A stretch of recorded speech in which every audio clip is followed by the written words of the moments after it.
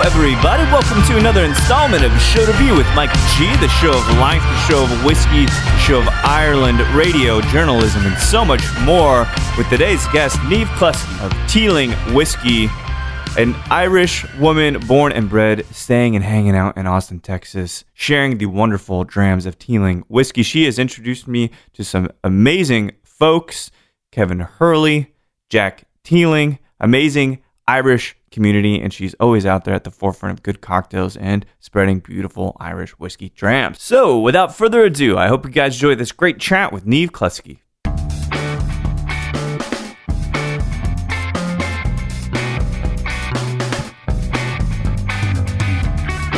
It was Dublin City FM. Yeah. So I studied journalism in college. Right.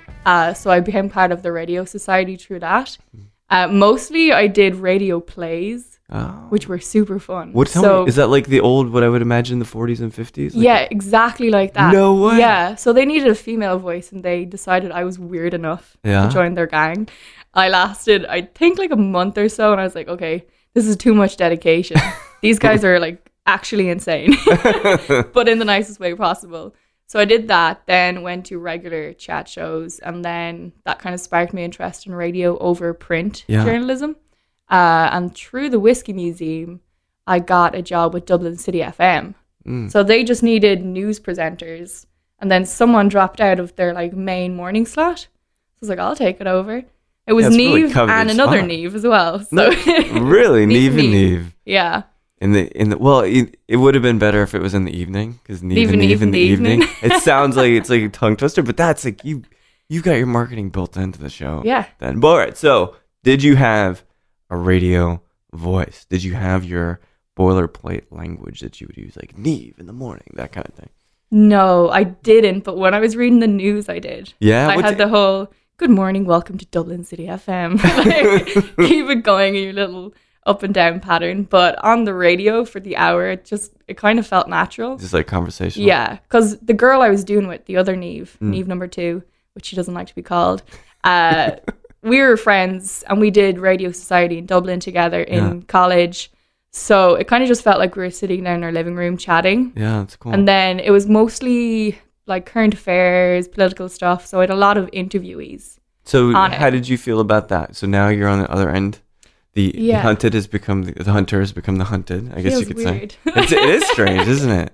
But did you feel like that was something you had kind of some natural talent towards, talking to people, having them open up? Did you quite enjoyed it? I loved it. The first and second show was a little bit awkward because radio silence is a lot longer than natural silence. Yeah, no kidding. And I was totally aware of that. So it just felt weird for the first or second. And then once I got the hang of it and the structure and what to do if someone doesn't pick up their phone for an interview and you've suddenly 13 minutes to like fill.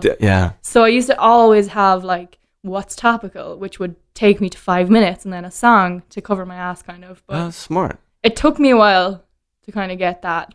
I like the thinking about it that way, because I don't know how long we're going to talk. I have a loose idea of the narrative. Right. But if it goes off the rails, and we were talking about academia and Patrick earlier and Russell, that was a chat with Russell that went off the rails. Like, I didn't know how to. It was like, I'm not sure how we can bring this back, guys. But you do. Yeah. But that's the fun part of it, is kind of acting as a ringleader, right? Right. And you're like, how do you stop people from talking without being rude? Exactly. Because we had an hour, and it was live radio. Oh man. So there's no going over. No, right. And you're like, sorry, I'm just going to stop you there mid-sentence and then you go to this break. Yeah, then you're kind of like, this person's they're a jerk. Jesus Christ. Well, so, all right. We've talked and we've met in your, this latest chapter of your career with Teeling, and then that is as of October 2016. So I know that, and we'll talk about this visa thing, because that's going to be expiring soon from what I understand. But going way back, And your interest in journalism, does that stem from something that you picked up from the family? Was it something that piqued your interest as a kid in high school? Or I guess they call it general school? We call it secondary school. Secondary school, thank you. Yeah. No, actually. So I wanted to study fashion design. No kidding. Yeah. My dad was like, you already know how to make your own clothes and stuff. Yeah. Why don't you do something practical? If you do journalism, like you can do fashion journalism, you can write for a fashion magazine. And I thought, okay, that's a little bit more practical. Interesting. Stylistically, fashion-wise, who were some of the folks, maybe even movies, designers, like things that you found aesthetically were pretty inspiring for you? I have like this weird thing where I'll have different moods that I'm in that my fashion will change. But I kind of like the boho style. Okay. Kind of flowy materials and stuff like that. You're in the right place for that then. I know. Especially with South by coming out next week. I'm like, wait, it doesn't really stand out here, so let's change it up in Austin. Yeah. But definitely I'd have more leaning towards that style. Kind of flowy, very open, not like too meta or strange and esoteric. No, some fashion that comes like that too. Well, does the music come along with it too? Because boho to me has kind of a scene. I'm kind of a music lover, nerd, weird kind of. I like everything from like classic rock to house music and old Irish traditional music and everything in between. Wow. So I wouldn't necessarily stick to boho kind of. So you're all over the place, but deeply entrenched in art. Though it seems like the aesthetic and style, and music or things. It interests me for sure. But I was thinking with my practical cap on when I was choosing my degree. You guys do that more outside of the States, I find. You know, I hear this story a lot. It's like when my mom was growing up in San Francisco in the 60s, and so it's more like, yes, just follow your do dreams. Whatever you want. Yeah, you're a beautiful snowflake. Just right. But then it gets really pragmatic and practical with people I meet from Scotland, people from Ireland. There. Was that a hard shift for you, or it's like, well, no, I'll just be pragmatic about this? No, because the degree I did was kind of creative as well. Yeah. So I had freedom when we were creating our college magazine. I did the design and layout for that. Oh, perfect. Which was cool. And then with Radio Society, you could make your own shows. Sure. We had a module in photography and film production. So it was a lot of like creative stuff into it too. Yeah. There was 1 or 2 modules that were like defamation law and approaching social issues and stuff like that, where you had to be like, ugh. A little bit less creative cap. Yeah, but for the most part, it was interesting. I was probably in college 80% of the time, even though I just turned 18, legal drinking age in Ireland. I was out partying like 4 nights a week. I loved my course enough that I would get up with that hangover and go in. That's great. I mean, some dedication there. I had it easy. Describe the drink. The drinking culture is a little bit different here than it is. I mean, we're really conservative in a lot of ways in the States. You can't even buy booze from a liquor store on Sunday, for instance. This is all throughout Texas. But Ireland, not that, I suppose that people feel like maybe the connection between drinking and Ireland is a bad thing, but I don't necessarily perceive it that way. But how is drinking kind of treated there at a younger age? I think it's we're given a lot more kind of responsibility. We're taught to drink responsible. So I would have had my first beer, but it would have been like low ABV, like Alco Pops and stuff at like 16 with my parents. Yeah. So they were monitoring me drinking. Right. So by the time I hit 18, it wasn't a surprise what being drunk felt like. Yeah. So I was like, I'll just go out and have a couple of beers. Yeah. So they kind of ease you into it. Sure. And then they allow you to kind of go drinking when you're almost 18, like a couple of months beforehand, you'll chance your arm at like fake ID and stuff, get into the clubs. My baby face didn't really work. So we kind of treat it more as, I like to think of Irish drink as if it's a marathon. Okay. Whereas a lot of Americans drink as if it's a sprint. Oh man, that's very true. There's not a huge shot culture in Ireland. We sip our alcohol. I like that. I think that's better. Yeah. You savor it, right? Yeah. If I like something, I'm not going to shoot it back because then I can't taste it. What's the point, right? Yeah. And the other thing too is that I noticed, and I admire this about Ireland, is its connection to, I'll call it terroir, because it is, the connection to the land, the cheese and the dairy, how that's so heavily protected. It just kind of demonstrates how you guys are committed to quality and enjoying kind of the nuance of food and drink. But that's something maybe people don't realize about Ireland. Yeah, they have this idea that we're all drunks fighting each other in bars. Stupid Simpsons, right? Simpsons, Family Guy have done it, everybody, you name it. Yeah. But it's actually not really like that at all. Yeah. There is a high alcohol tax in Ireland. Sure. There's been like implemented for years and years. So you see a lot of people kind of savouring their €7 pint because they can't afford a second one. Yeah, that makes sense. So that kind of plays into it, especially if you're living in Dublin City. It can be really, really pricey.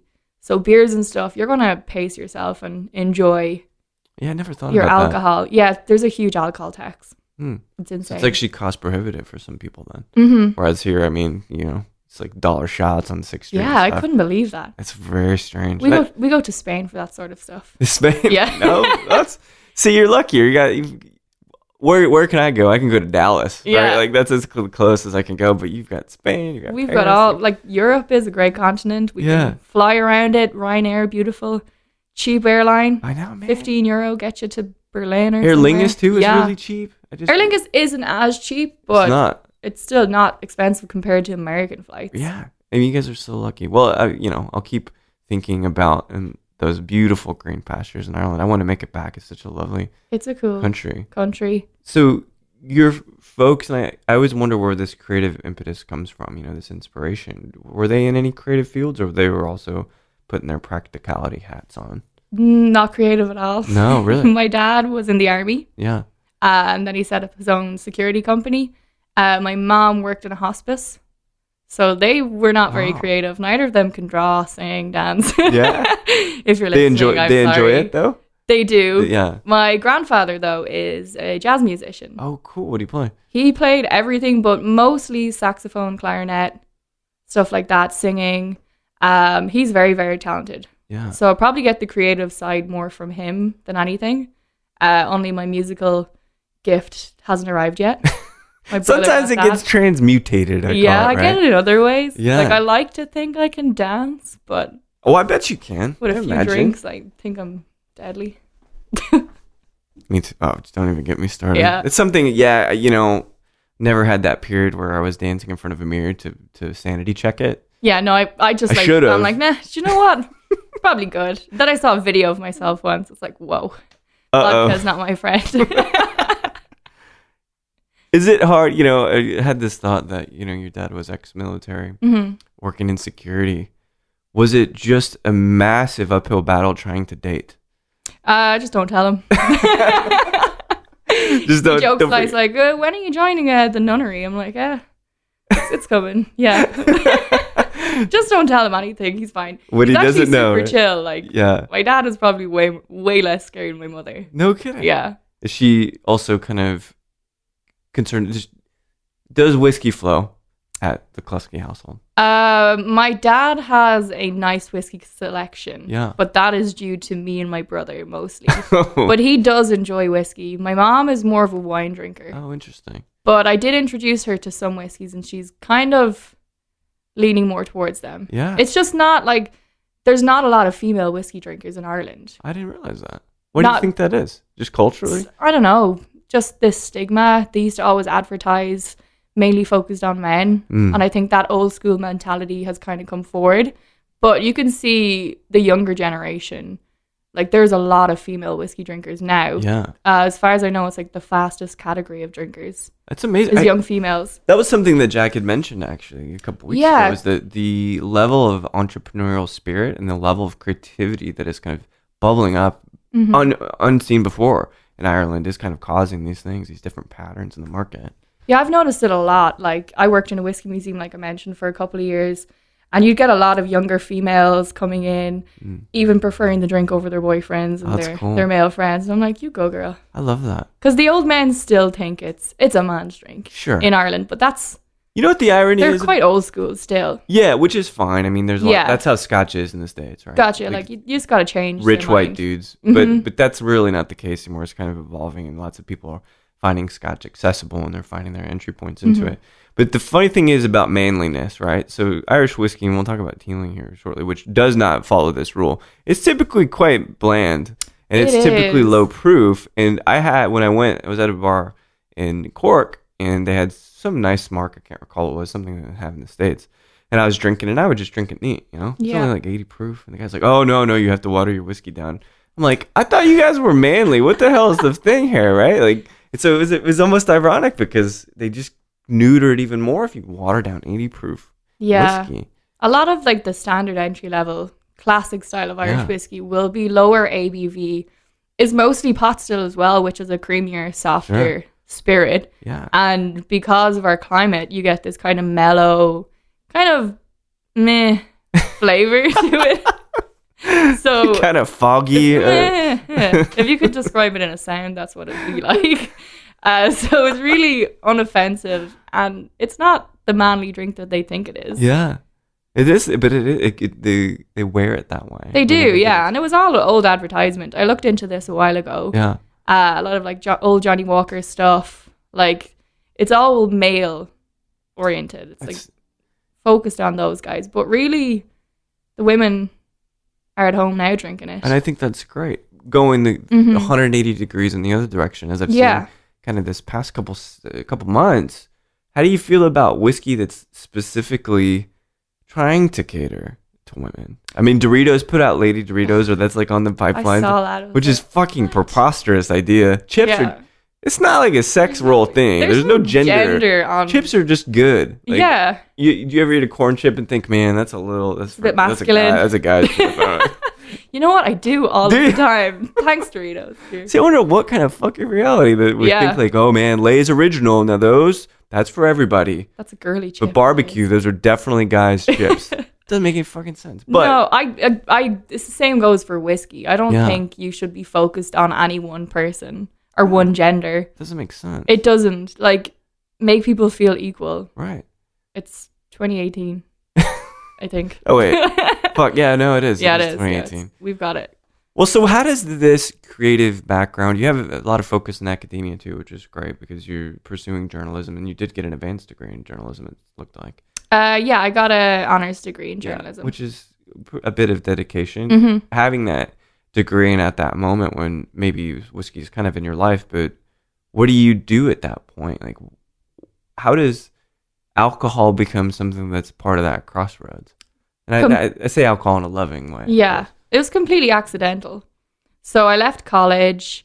I was doing some internships to try to build up my experience because, as you know, every job you apply for, it's like looking for 4 years experience, which you don't have straight out of college. So I was doing internships, kind of figure out what role I wanted to go into in journalism because there's so many different paths. Sure. So I kept my full-time job in a tourist office, and I was working there like 6 days a week, 12-hour shifts, which was situated right next door to the Whiskey Museum. Okay. I was basically just offered a job.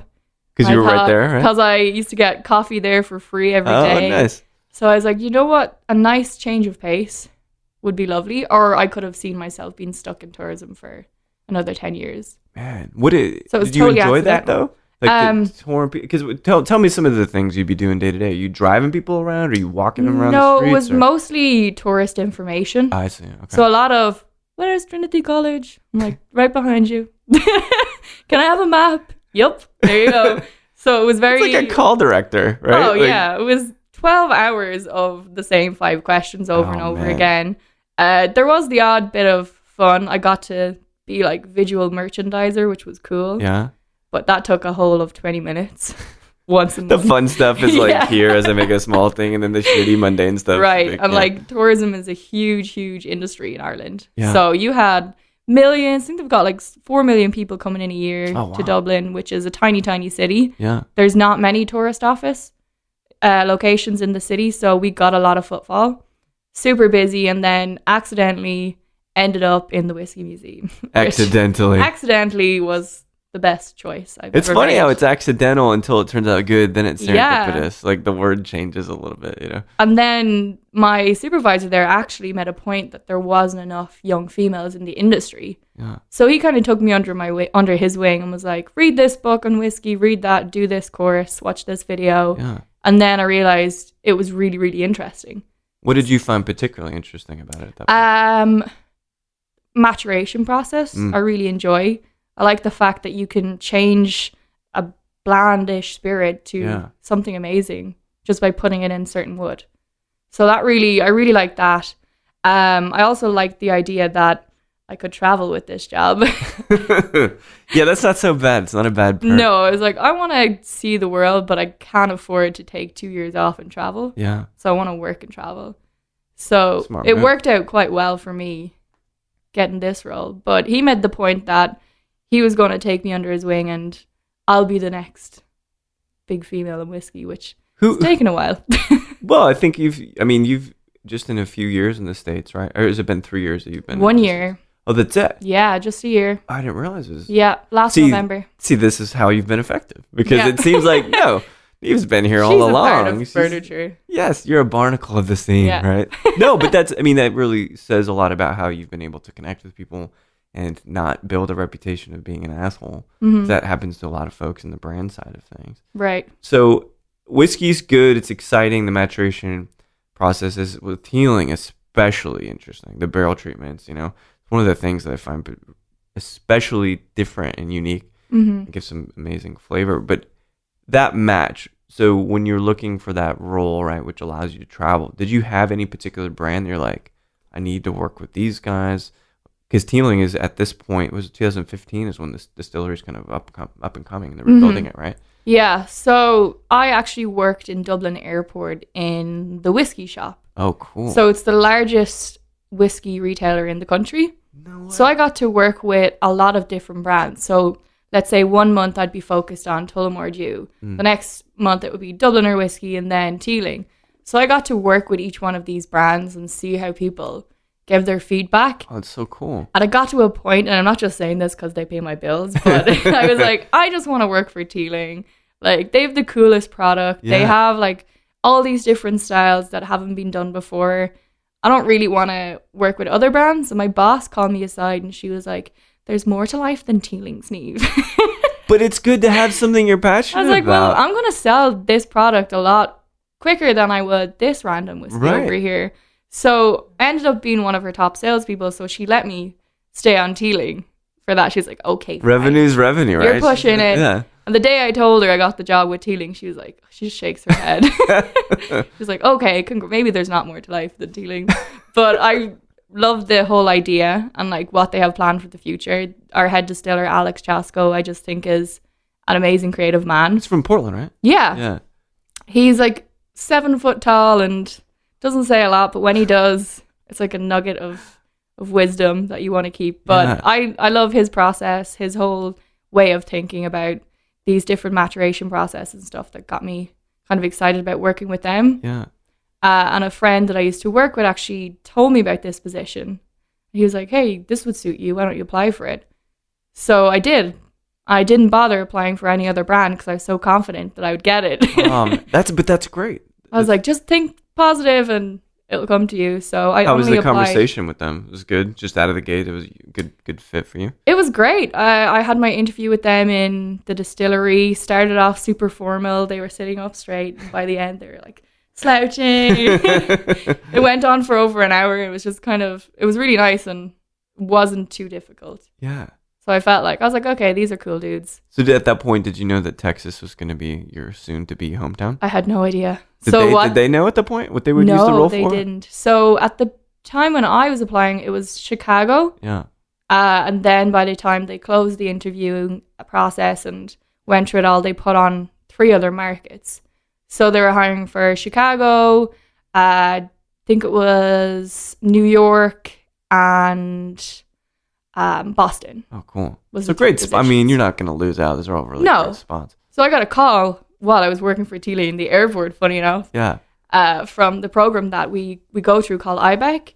They're like, hey, you got the job with Teeling. Do you want to accept it? I was like, yeah, where am I? They're like, we don't know yet, but are you going to take the job? Oh, man. I was like, okay, why not? And then I found out a week later it was Texas, but they didn't say where in Texas. Because it's a crapshoot, man. I mean, I've lived in Houston. It's fine, but it's big. Like, Austin's got this special vibe to it, you know? So I think it was, they were like, okay, Austin is in between Dallas and Houston, so she can drive easy either way. And I've visited both cities, and I'm pretty happy with where they put me. Yeah. I think Austin is probably the best fit for me.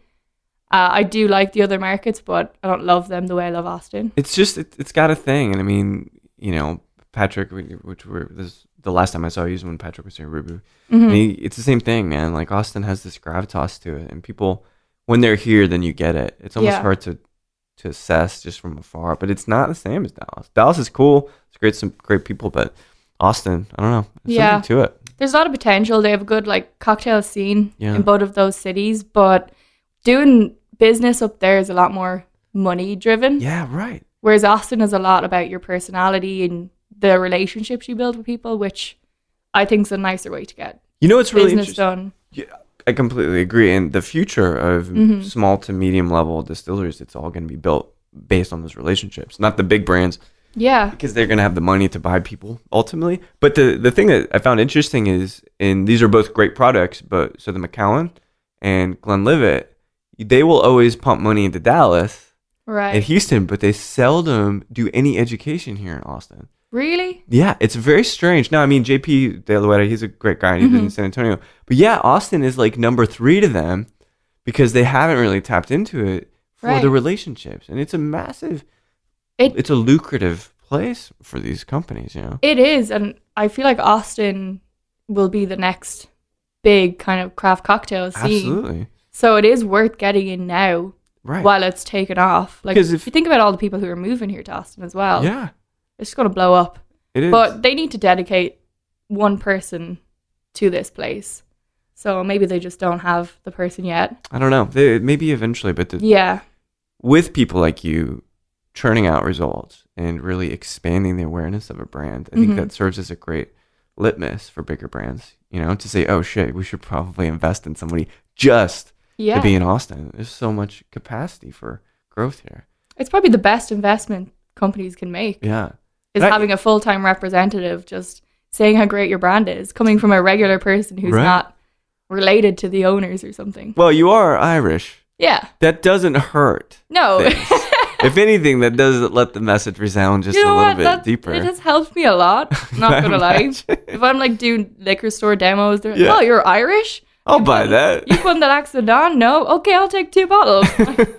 Good day, sir. Thank you very much. Thank you very much.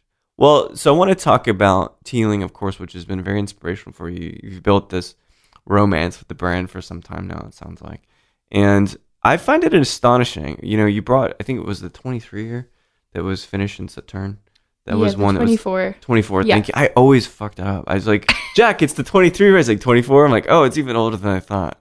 Thanks. I think it's because we've a 33 as well. I guess so. I don't know why I can't figure it out. But it's a very interesting expression using Sauterne barrels to finish this Irish whiskey. Strange flavor to it, but really lovely. And then you have the small batch, the single malt, right? Is the other one?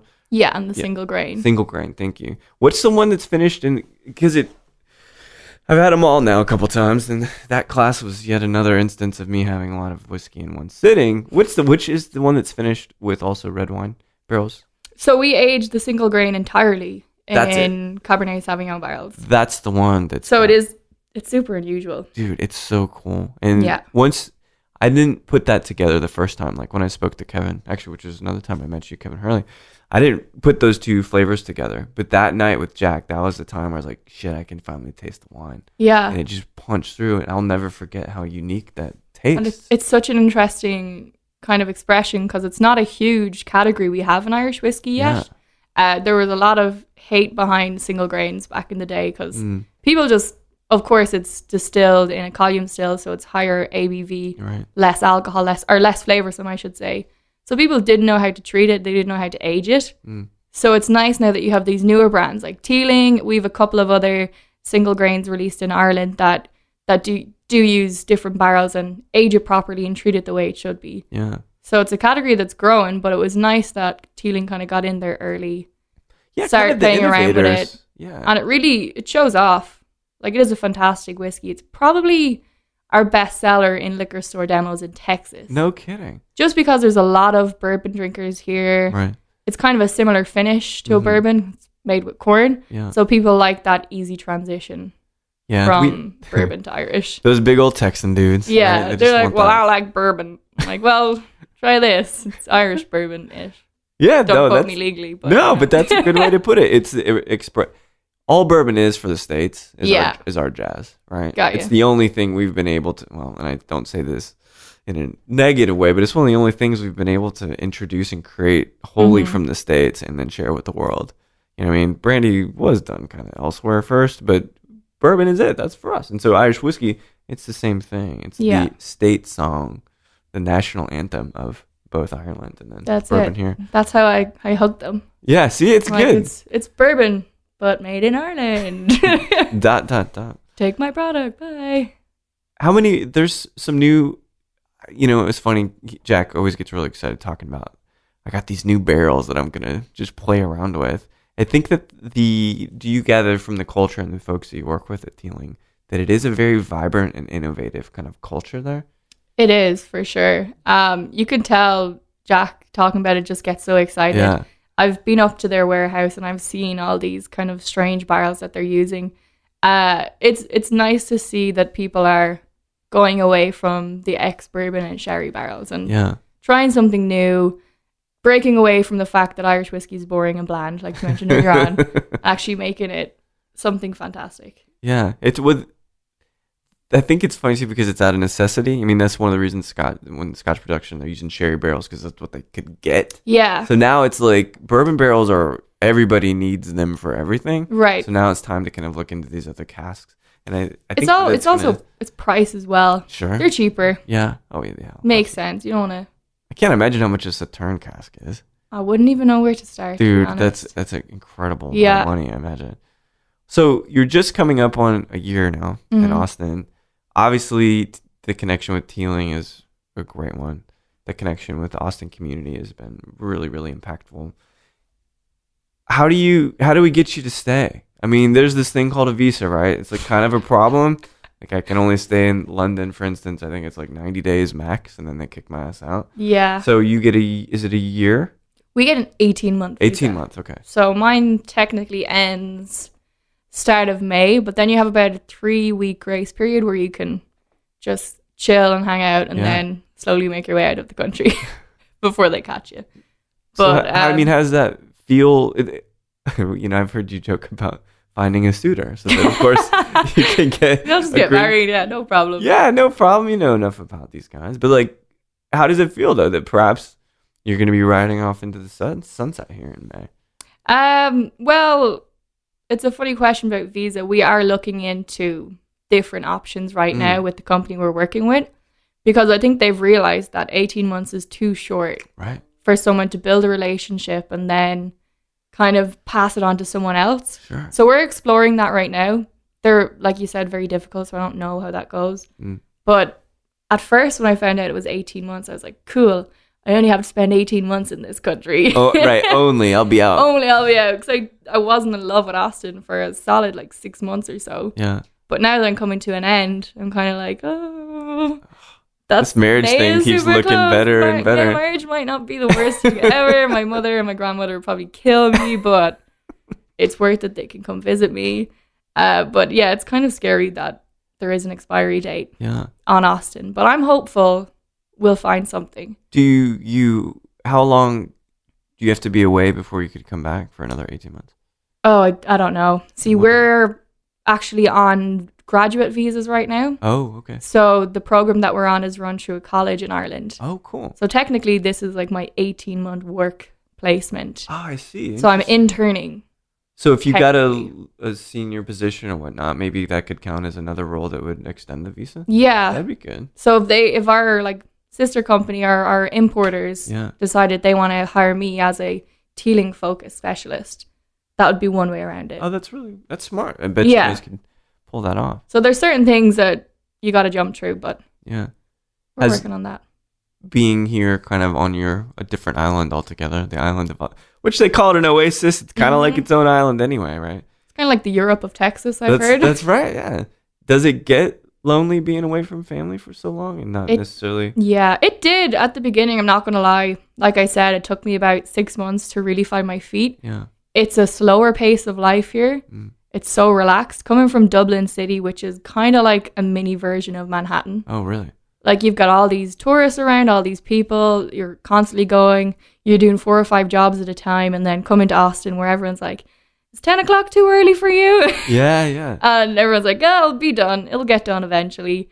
Was a weird transition. Austin is not like anywhere I've been in my life. Yeah.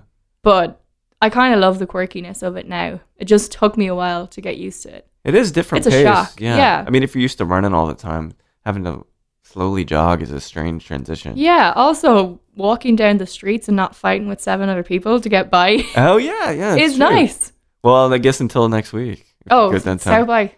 I didn't want to think about it. Do you have to do, is there much planned in terms of activations or parties that you've got planned? I've a bunch of events with the Irish consulate here in Austin. Oh, cool. So I have 2 with them, and then we set some other stuff up around it. St. Patrick's Day always falls on the last weekend of South by. That is an insane thing.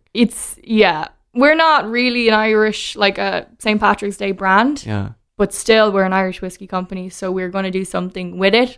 So finding accounts that are quiet enough to actually do something cool is hard. So you kind of got to go a little bit like more north to get away from the ruckus. I think I'm going to do something with Backbeat. Yeah, cool. So it's close enough to downtown that you're going to get a few people, but from past years they said they don't get super crazy. Yeah, it's got to really be downtown. That's where everybody is. It's kind of interesting. And this will be your second, or this will be your first South? This will be my second. I was here last year, but it was kind of new to me. Sure. So I didn't set up a lot of things around it because I didn't really understand what South by was until I was in the thick of it. But it was insane. Like, parking goes up. It's fucking cabs go up. It's a racket, man. Oh, why? Yeah. Well, Uber got smart too. They did a flat rate because Lyft's one of the sponsors for South by. Oh, really? I believe that they're the sponsored rideshare. So Uber came in and they said, we're going to do flat passes, which is awesome. You pay $5 and then you get, because they want to capitalize on a lot of people that are here. So anyway, everything changes. Yeah. It's harder to get a ride. It's harder to get into places. It's hard to fucking walk on this street. Yeah. It's kind of it's a quiet time for brand ambassadors and reps and stuff. Yeah. But it's super crazy for the bartenders. And I do feel sorry for them that they're slammed pretty much every day. There's money too, though, right? That's the one good thing about it. Yeah. At least they get paid. But it's a weird time for a brand ambassador because you can't do your everyday job. Right. You can't meet with bartenders. You can't meet with buyers. It wouldn't be fair. I never thought about it that way. So it's a good opportunity to visit other markets. That's a good point. But I don't know. It's hard. Traffic too. So, but I sound old and like I'm be bemoaning these fucking things. Like traffic is terrible and things cost much. And I sound older because my voice is all deep. I'm an old man. Yeah, that's deep true. Inside. My mom always says that about me. Yeah, I don't buy any of that. I don't like that loud music in those bars. And why do they have TVs on here? That's right. 2 whiskeys in though, it kind of does. The old man comes back out again. It does. That's right. So I've got a few questions left for you. I'm sure we'll all get together and find a way to keep you around for another year and a half. So that's good. I'm just going to say that'll happen so I can feel at ease. Let's think positive. That's what I'm like. Exactly. I'll plan my September, even though I might not be here. Yeah. The power of positive thinking. Yep. It actually is a thing, and I do believe at times it really does work. So we're going to say that. You're going to be here in September. We'll catch a dram in the fall when it's nice. So I asked this question of everybody, right? And I asked if you've seen this probably a couple times now at this point. But let's say you're sipping the single grain. Or rather, is that the one? I keep mixing. My favorite is the single malt. Okay, so we'll do single malt. I'll sip the single malt. And this is anywhere in the world, doesn't matter necessarily where. And you can sit there, enjoy a few drams, and have a conversation with anybody, living or deceased, who might you like to just sit, have a conversation with, and have some good times. You asked this question, and I still get kind of like, who the hell would I pick? I don't know. I definitely would like a comedian. Yeah, that's smart. Some sort. Yeah. I don't know if you follow Irish comedy. I wish I did, but I don't. There's an Irish comedian called Tommy Tiernan, who is probably one of my favorites, and I just think he would be hilarious to sit down and have a whiskey with. Yeah. He's one of those people who has pure, dry humor. I love it. That I love. He'd probably be my comedian. That's pretty good. I like to have a laugh. It's much better than talking about the world's problems. Right. I don't want to sit down with like Margaret Thatcher or something. So tell me, Yeah. No. What was your thought on policy with Germany during World War? No. I would prefer to sit down with a comedian. Yeah. I like that. That's good. Yeah. A little more lighthearted. Lighthearted. I thought maybe, too, you'd be like Warhol or something. He'd be strange, but I think it'd be interesting, right? Get him to think and drink. It's hard to say what that would amount to. Yeah, there'd be a lot. I should have thought about this on the way. I knew it was coming up. No, but it changes, It's like I'm in the mood for this or that. Some kinds of people I want to hang out with right now. Other kinds I don't, Yeah. I like how fluid. But you also want a musician around. No, that's a good point. To play the songs for you. Yeah, no shit. But they'll start crying, though. If they drink too much whiskey. Yeah, That's true. the problem with musicians. Can't hold feel their all the drink. things. Yeah. So last question then, because you have managed to, again, cement a really great reputation in the world of whiskey in a short amount of time. Obviously, I don't feel that there's any ceiling for you in terms of education or working with other brands. But let's just say that you completely and adequately fulfill your duties with Teeling. What might be the next step for you after that? Creating a brand, designing a brand. What are you thinking? I'm quite happy with the kind of role I have with Teeling. I like organizing events and throwing events. So if I were to step away from that brand, I would still stay in the Irish whiskey category because it's something I'm passionate about. Yeah. But maybe more towards kind of event planning and event management. Interesting. I think that would be fun. It is good. Because you kind of get to put your own flair and twist on things. Yeah. As long as you had a company that was open to your kind of input creatively, I'd be okay with that. Do you have a characteristic type of flair that is like the Niamh thumbprint on an event? No, because I like to go different every time. But one thing I really want to do is a circus-themed event. A circus-themed event? Yeah. Because I love like acrobatics and like aerial silks and stuff like that. What about tigers? You like tigers? Yeah, I love tigers. I mean, you have to get a weird insurance policy for it, but that might be good. Yeah, or we could dress a local bartender up in a tiger suit. Easy. Get on those onesies. It might like be less, but I would love to do a circus event. Oh, that's interesting. I was looking into it before. Not that I could probably afford to do it right now. Right. But they have, aerial silks. Yes. Yeah, so they have bartenders who bartend while they Are you kidding suspended. me? Yeah. I didn't know that. I actually did it back home in Ireland for a couple of years, and then you were able to do. I didn't bartend. Oh, okay. But I did it here when I was in Austin. I was speaking to one of my instructors, and she told me about it. She's done it before. Oh wow! So I think that would be a really cool kind of quirky thing to do. I like that. Nobody steal my ideas. No, I doubt they will. People are lazy. Yeah. So you'll be fine, I think. I think that would, if I got better, maybe I could do it. I need to up my bartending skills too. Yeah. I've got 6 cocktails under my belt. That's about it. That's enough, especially if you're kind of at a high height there. Yeah. It becomes a bit challenging. I don't think stir cocktails would work very well. Man, I don't know. If you get spinning, because there's that weird angle, right? Where you can spin. You could spin That's around. Kind of like emulating a stir. Yeah. Now, I never thought I would be talking about aerial stuff like this, but this is good. It is just a Tuesday afternoon. It is. So, it's been a pleasure getting to chat with you now, but honestly getting to know you through the other people that you've brought around, and I really appreciate the support. It's been lovely getting to know you, and I think that, what you've done for Teeling because you love it has been more impactful than many other brand people I talk to. It's I'm this thing. And it's no, I don't buy that. No, you actually, you love this stuff. Yeah, I do. And I think I didn't necessarily have all the qualifications for the job, but I think they saw that I can talk to people. You can't teach someone personality and you can't teach someone passion. Absolutely not. Yeah. So it's definitely more valuable for them to invest more in maybe teaching me the business background of things. Yeah. No, that's the easy part. That's all the book stuff. That's the easy part. Anyone can do that. Absolutely. It's hard to walk into a room and be charming. Just same goes for all of our brand ambassadors across the US. Everybody has their own unique kind of personality. Yeah. I think they put us in our markets very well. They chose good, suitable cities for us. And like they said in our training, it was just be a nice person. That's it. Just don't be an asshole. Don't be the drunkest in the room, and just be a good guy. That's it, man. Just be cool. The ethos of don't be a dick. Don't be a dick. You don't even have to be super fake. Just be nice. That's right. How hard can it be? Yeah. So I think they had the right idea when they chose us all. I think so too. You've done really good work. It's been Thank you. It's been so cool getting to know you and sipping with you too. So we'll have to keep on doing that. And I'll keep finding more craft Irish whiskies on my trips home. See, there you go. Yeah, I have a couple. I'm falling short in this relationship, Niamh. I need to like kind of bring it up. I don't know what I'm bringing to the table here, but I appreciate you taking the time out. Thank you. Talk soon, yeah. Cheers. Thank you. Well, there we have it.